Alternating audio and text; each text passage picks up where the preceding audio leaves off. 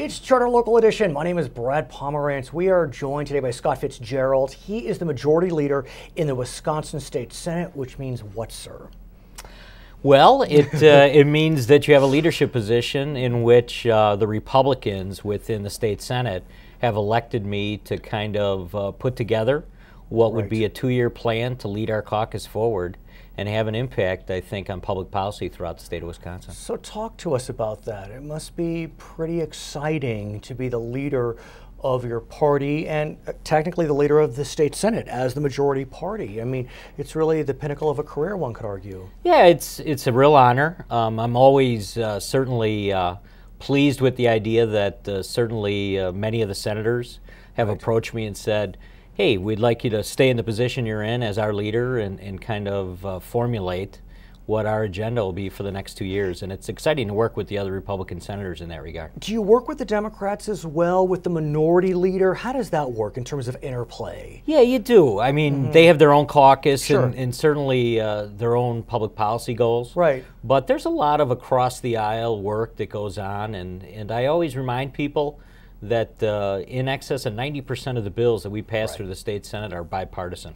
So, but that isn't always what the media focuses on. Of course not. You're right. But it's been a good working relationship that I've had with the minority party. I want to speak about one of your policy goals and agendas this cycle, and that was the right-to-work legislation. Right. None other than The Economist in Britain covered the passage of the right-to-work legislation. Right. For our viewers, could you explain in the simplest term, what does right-to-work mean?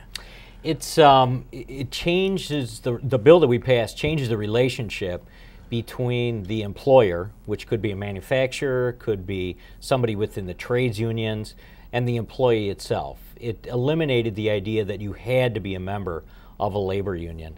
And we think ultimately that changes the dynamics and expands the economy in the state of Wisconsin. So you're not banning labor unions by any stretch? No, not at all. As a matter of fact, I think some of the trades unions will probably add members, and eventually that'll level off, but that's what we've seen in some of the other states that are right to work right now. And you're not saying that if someone wants to join, they can't. Specifically, the bill talks on both sides. That's right. You're not can't prohibited. Encourage or discourage. That's right. You're not prohibited from joining a union, and if the union makes the case to the worker that in fact they are of value and bring a edge to the relationship between the employer and the union, then I think they will continue to sustain their membership. What your friends on labor would say is we are advocating for the entire workforce.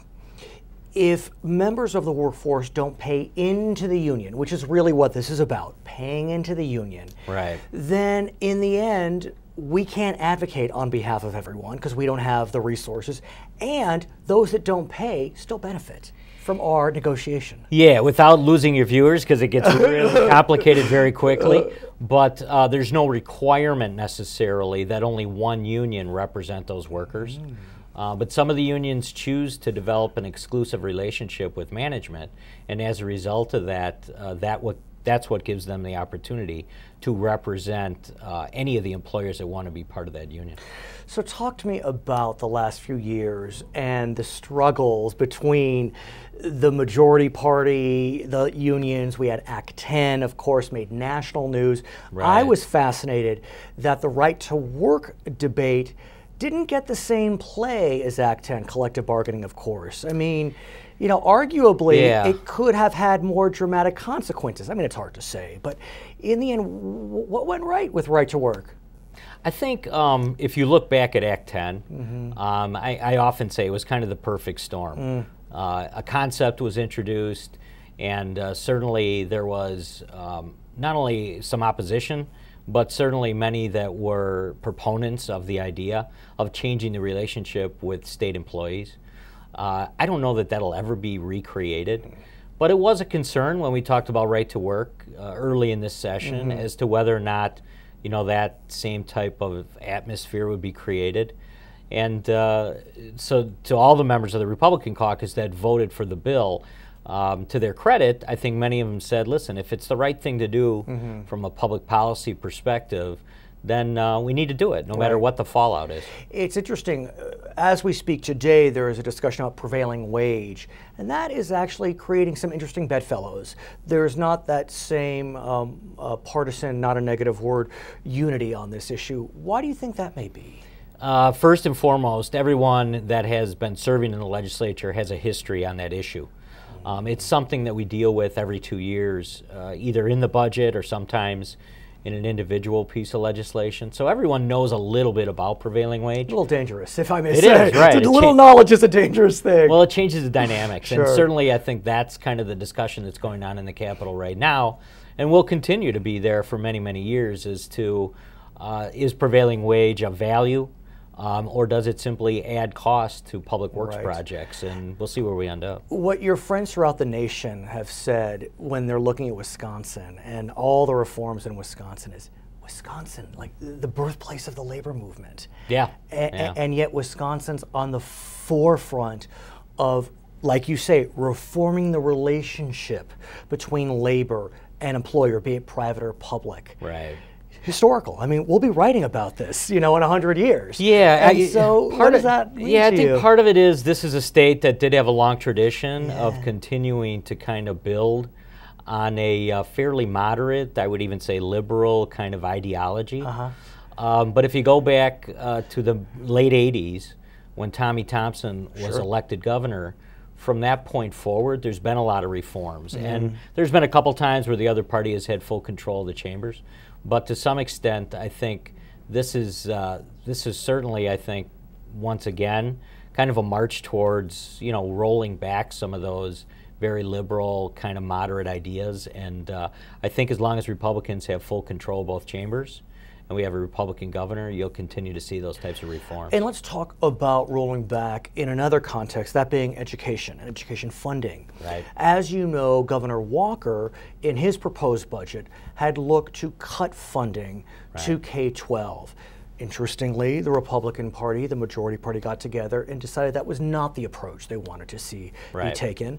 And in the end, what we see now is actually an addition of funds for K12, clearly in the second year of this budget cycle. What do you make of that? Yeah, I mean, the first thing I would remind some of your viewers is just that we had the advantage of knowing a little bit better what the revenue picture looked like in May compared to February. And we are able to make a few adjustments as a result of that. There's always been a huge investment in Wisconsin in education, whether it's Democrats or Republicans in control. And that takes into account the UW system, the tech colleges, as well as K12. And once again, I'd say that that's a priority. This is a very tight budget. I don't know where we'll end up eventually with the UW system, but talk to us about UW. That has been a source of contention. The governor's looked at possibly changing the governance of the University of Wisconsin. That's caused some eyebrows to be raised. What do you make of that? I think the legislature has been, the whole backdrop on this is that last session it was kind of discovered that the UW system had been squirreling away quite a few dollars, and when that came out publicly, I think not only did it prompt a tuition freeze, but certainly I think made the case that, well, why are we raising tuition at the same time the UW system is sitting on reserves?